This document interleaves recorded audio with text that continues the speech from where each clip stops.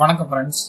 இந்த வீடியோவில் இந்த கோர்ட் அப்படிங்கிற ஒரு முக்கியமான எஸ்ஸையை பற்றி தமிழில் டீட்டெயிலாக எக்ஸ்பிளைன் பண்ண போகிறோம். இந்த எஸ்ஸே எக்ஸாமுக்கு ரொம்ப ரொம்ப முக்கியமான ஒரு எஸ்ஸே. நிறையா கொஸ்டினில் இந்த எஸ்ஸே கேட்டிருக்காங்க, நிறைய இயர்ஸ் கொஸ்டினில். இந்த எஸ்ஸேயில் இருக்க முக்கியமான பாயிண்ட்லாம் ஷார்ட்டாக சிம்பிள் இங்கிலீஷில் இந்த வீடியோவில் 1 by 1 எக்ஸ்பிளைன் பண்ணியிருக்கேன். இந்த வீடியோவை கடைசி வரைக்கும் பார்க்கும் பொழுது அது என்ன அப்படின்னு உங்களுக்கு புரியும். வீடியோவை கடைசி வரைக்கும் வாட்ச் பண்ணுங்கள். ஃபஸ்ட்டு இந்த எஸ்ஸேயோட ஆத்தரை பற்றி பார்த்தலாம். ஆண்டன் சிக்கோவ். இவர் ஒரு ரஷ்யன் பிளே ரைட்டு. இவர் இந்த எஸ்ஸேல என்ன சொல்ல வர்றாரு அப்படின்னா, அவர் இருந்த காலகட்டத்தில் ரஷ்யாவில் இருக்கிற அந்த லீகல் சிஸ்டம் எந்த அளவுக்கு ஒரு ஸ்லோவாக இருக்குது அப்படிங்கிறத பற்றி கிரிட்டிசைஸ் பண்ணி இந்த எஸ்ஸேயில் குறிப்பிட்டிருக்கிறாரு. ஃபஸ்ட்டு இந்த எஸ்ஸே எதை பற்றினது அப்படிங்கிறத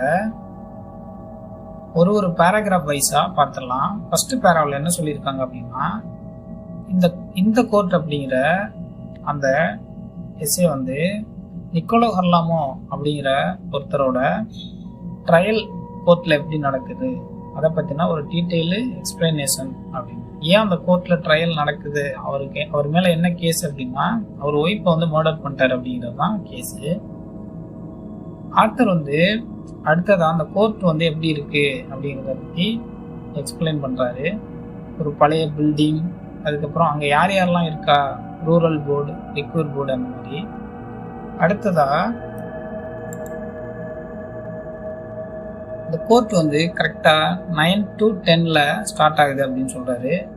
அதுக்கப்புறம் வேக வேகமாக ஒருத்தவங்களோட கேஸும் முடிவடையுது. ஷார்ப்பாக 2 o'clock court proceeding officer Nicolo ஹர்லாமோட கேஸு அடுத்ததாக விசாரிக்கப்படும் 2 மணிக்கு அப்படின்னு சொல்லிட்டு அனௌன்ஸ் பண்ணுறாரு. இப்போது அந்த நிக்கோலோ ஹர்லாமோ அப்படிங்கிறவர் எப்படி இருக்கிறாரு அப்படிங்கிறத பற்றி, அவரோட அப்பியரன்ஸை பற்றி எக்ஸ்பிளைன் பண்ணுறாரு ஆத்தரு. அவர் நல்லா உயரமான 55 வயது மதிக்கத்தக்க ஒரு நபராக இருக்கிறாரு. அவரை அங்கே கோர்ட்டில் இருக்கிற மற்ற அபிஷியல்ஸ் சாதாரணமாக எல்லாரும் போலையும் தான் பார்க்குறாங்க. எந்த ஒரு ஸ்பெஷல் இன்ட்ரெஸ்ட்டும் அவரோட பர்டிகுலர் கேஸில் காட்டுற மாதிரி அவருக்கு தெரியலை. அடுத்ததாக இந்த ஆத்தர் முதலாக ஒரு குற்றவாளி கூண்டில் நிற்கக்கூடிய ஒரு சாதாரண ஒரு ஏழை விவசாயியோட மைண்ட் செட் எப்படி இருக்கும் அப்படிங்கிறத சொல்ல வர்றாரு. அந்த நிக்கோலோ ஹர்லாமோ ஜட்ஜஸை பார்த்து, அவங்களோட யூனிஃபார்மை பார்த்து காமா அமைதியாக கண்ணை சிமிட்டுறாரு அப்படின்னு சொல்ல வர்றாரு. அடுத்ததா இவர் மேலே என்ன கேஸ் இருக்கு அப்படிங்கிறத அந்த கோர்ட் ஆஃபீஸர் எக்ஸ்பிளைன் பண்ணுறாரு. அதாவது இவரோட ஒய்ஃபை ஈவினிங் 9th June அப்போ கொலை பண்ணியிருக்காரு அப்படின்னு சொல்கிறாங்க. அதுக்காக விட்னஸ் எல்லாம் ஒருத்தவங்களாம் விசாரிக்கிறாங்க.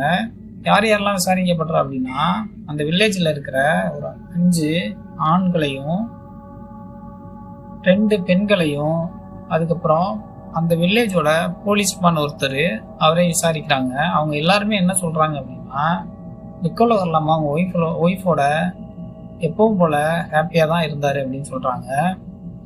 அதுக்கப்புறம் அந்த பர்டிகுலராக அந்த 9th June அப்போ என்ன நடந்துச்சு அப்படின்னு சொல்கிறாங்க. அதில் அந்த டெட் பாடி ரத்தம் உறைந்த ஒரு நிலையில் தலையில் அடிபட்டு அந்த போர்ச்சில் இருந்துச்சு அப்படின்னு சொல்லியிருப்பாங்க.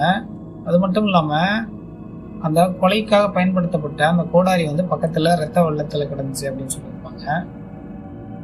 இந்த நிக்கோலோ ஹர்லாமோ 2 நாளாக அப்ஸ்காண்ட் ஆகிட்டாரு, அவர் அந்த இடத்துல தப்பிச்சு ஓடிட்டார் அப்படின்னு சொல்லியிருப்பாங்க. அதுக்கப்புறம் 2 நாள் கழித்து அவரே போலீஸில் சரணடைஞ்சிருப்பார்.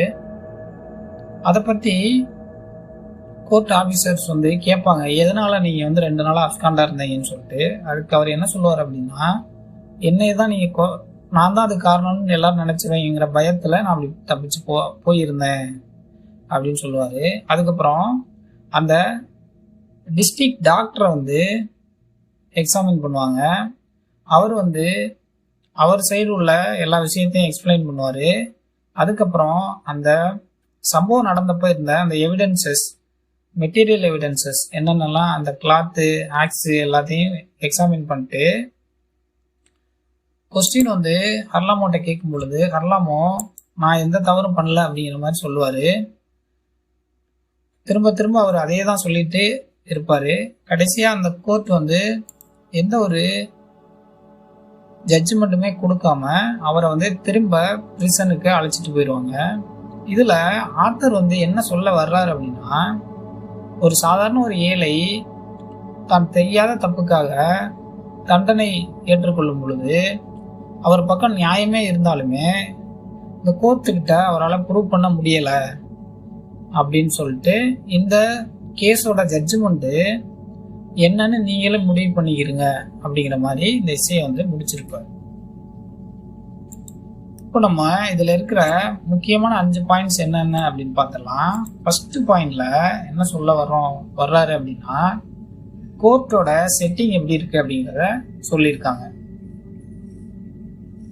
இந்த ஸ்க்ரீனை பாஸ் பண்ணிட்டு நீங்கள் ரீட் பண்ணீங்கன்னா இது ரொம்ப சிம்பிள் இங்கிலீஷில் இருக்கும், உங்களால் அண்டர்ஸ்டாண்ட் பண்ண முடியும். அடுத்ததாக இந்த கேஸோட இன்ட்ரோடக்ஷன், அதாவது ஹர்லாமோவுக்கு வந்து 55 வயது, அவர் வந்து எதுக்காக வந்து கைது பண்ணப்படுறாரு அந்த டீட்டெயில் இருக்கு. மூணாவது வந்து ஹர்லாமோவோட வியூ பாயிண்ட்ல அந்த கோர்ட்டு, அந்த சிஸ்டம் அதெல்லாம் எப்படி இருக்கு அப்படிங்கிறத சொல்லியிருக்கோம். நாலாவதா அந்த ட்ரையல் வந்து எப்படி நடக்குது, எவிடன்ஸ் எல்லாம் எப்படி வந்து விசாரிக்கப்படுறாங்க, அந்த மெட்டீரியல் எவிடன்ஸ் எப்படி வந்து இது பண்ணுறாங்க, அந்த டாக்டரை வந்து எப்படி விசாரிக்கிறாரு அப்படிங்கிற எல்லா டீட்டெயிலுமே இருக்கு. அடுத்ததா இந்த எண்டிங்கில் எந்த ஒரு தீர்ப்புமே சொல்லாமல் இந்த கேஸே முடியுது அப்படின்னு சொல்லி இந்த 5 பாயிண்டையுமே முக்கியமாக நம்ம இந்த கேஸில் வந்து மென்ஷன் பண்ண வேண்டியது அவசியம்.